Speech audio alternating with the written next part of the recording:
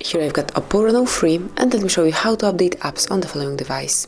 So at first you have to open your Play Store, then click on the More icon and now select My Apps and Games. And here under Updates you will find all applications that can be updated, and you can pick either one particular application that you would like to update. For example, Google Chrome, just click here to do it, and your app will be automatically updated. At first the latest version will be downloaded and then installed. Here you can detect the progress.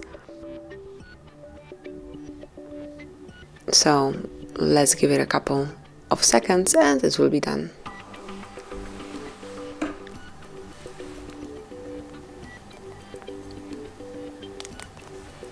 And that's it. As you can see now, you can find this app at the bottom of the list under recently updated, but also you can update all apps at once. Smoothly click on update all, and as you can see it will be done automatically. Meanwhile, you can use your device in a normal way. You can search the browser, play some game, watch a movie, whatever. And then if you will open Play Store again, you will see the progress. So this is it. That would be all. So you can update apps in your OPPO Reno 3 Pro. Thank you for watching. Please subscribe our channel and leave the thumbs up.